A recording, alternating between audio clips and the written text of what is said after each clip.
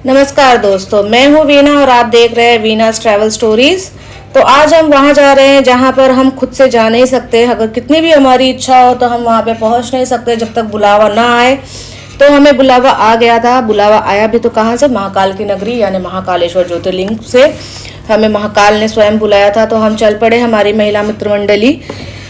और ये है रास्ते में हमने जहाँ पे स्टॉप लिया था। कितनी सुंदर जगह है। यहाँ पे हमने स्टॉप लिया, खाए पिए, फ्रेश हुए।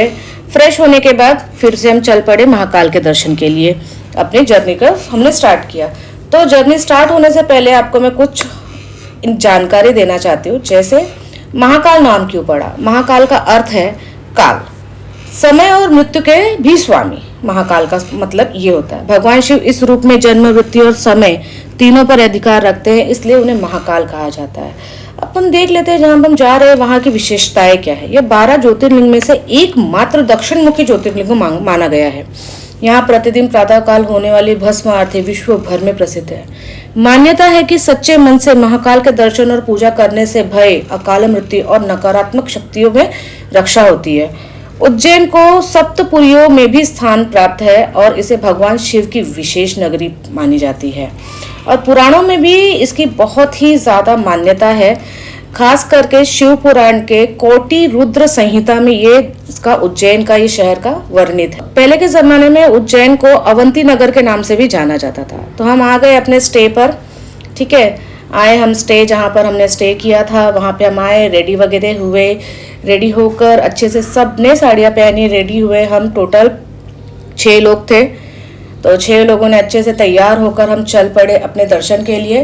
तो हमने वहाँ पर जाने के लिए मैं इस पूरे जर्नी में आपको यही बताने वाली हूँ कि हमने क्या क्या फेस किया, वहाँ पे डिफ़िकल्टीज क्या फेस हुई, किस तरीके से हमने ये जर्नी को अपना एक जर्नी, ऐसी जर्नी थी कि अब उसको कैसे एक्सप्लेन करूँ मैं आपको बताती हूँ आगे। तो ये हमारे सारे फ्रेंड्स थे। हमने एक अपनी पर्सनल गाड़ी बुक करवा ली थी।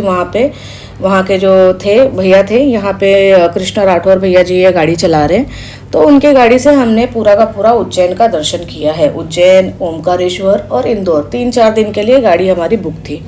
सो हम सब चले गए रेडी होकर। लेकिन हाँ दोस्तों, मैं आपको ये भी बताना चाहूँगी, अगर आप उज्जैन जा रहे हैं, पहली बार जा रहे हैं, सो पूरी तरीके से अच्छे से जानकारी लेकर जाइएगा। क्योंकि जब आपको पता नहीं होता और आप डायरेक्ट वहाँ पर पहुँच जाते हो, ना आपको समय के बारे में पता होता है, ना आपको आप प्रॉपर से मैनेज कर पाते हो आपको कब कहाँ जाना है। जैसे कि भैया हमको सबसे पहले लेकर गए काल भैरव के यहाँ पे। अब काल भैरव के दर्शन, और बात सही भी थी, काल भैरव का दर्शन करना भी चाहिए था। क्योंकि महाराज से मिलने से पहले हम सेनापति से जाएंगे, पहले उनकी इच्छा जानी जाएगी, उनसे परमिशन ली जाएगी। पहुंच गए हम काल भैरव।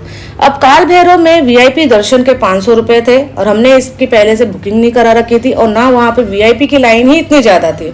जब हम गए वहाँ पे हारफुल वाले भैया, जैसे आपने स्टार्टिंग में देखा होगा, अरे कुछ नहीं, आधा घंटा 1 घंटा है, निकल जाएगा। लेकिन भाई साहब हम गए लाइन में, टोटल हमने 4.5-5 घंटा हम खड़े थे। हम गए थे गर्मी के मौसम में। प्रॉब्लम ये नहीं है कि हम गर्मी के मौसम में गए थे, हम लाइन में 4-4.5-5 घंटा रहे थे।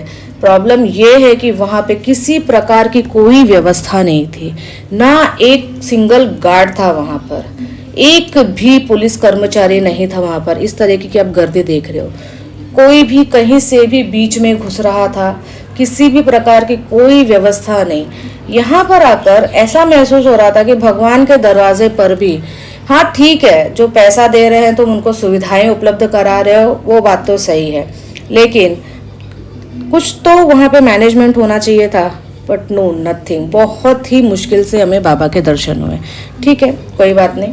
काल भैरव के दर्शन करने के बाद हम मंगलनाथ में गए। मंगलनाथ टेम्पल बहुत सुंदर, बहुत ही सरील उसका दृश्य था, और बहुत आराम से शाम के वक्त हमने वहाँ पे भी अपने दर्शन के अच्छे से किए, और बहुत ही सुकून भरा एकदम प्यारा सा एक्सपीरियंस था हमारा मंगलनाथ का।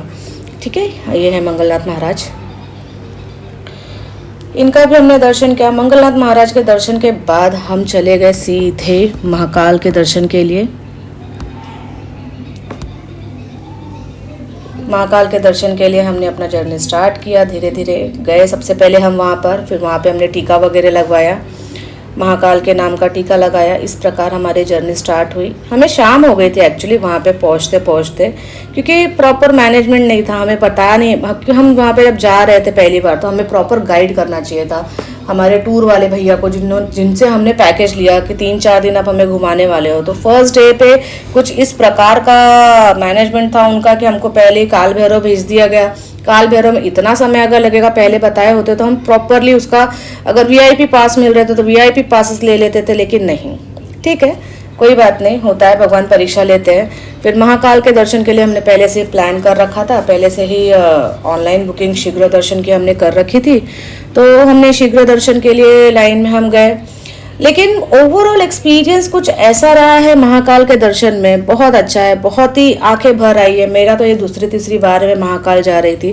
पर पैसे की इम्पोर्टेंस क्या होती है यहाँ पर आकर समझ में आती है हमें, कि आजकल जो है कि पैसे आपको हर जगह किस तरीके से आपको डिफरेंशिएट कर देंगे लोगों में, वो देखने में ऐसे मिलता ही है आपको।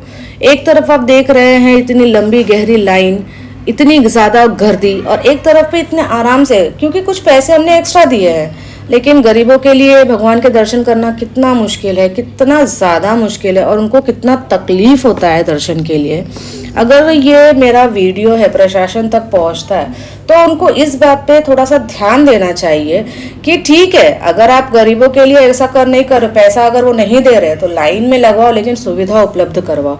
महाकाल में बहुत ही अच्छी सुविधा थी, लेकिन काल भैरव का एक्सपीरियंस बहुत ही डरावना रहा है। किसी भी प्रकार से, किसी भी तरीके से वहाँ पे कोई भी मैनेजमेंट नहीं था काल भैरव के यहाँ पे।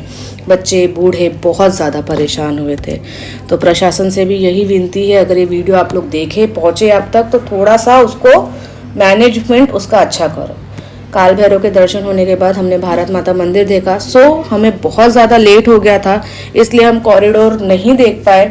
कॉरिडोर की तरफ हम गए बट कॉरिडोर नहीं हो पाया, कोई बात नहीं, फिर कभी, फिर किसी व्लॉग में हम महाकाल कॉरिडोर का भी पूरी तरीके से उसको देखेंगे, जानेंगे, समझेंगे। तब तक के लिए मेरे साथ बने रहिएगा।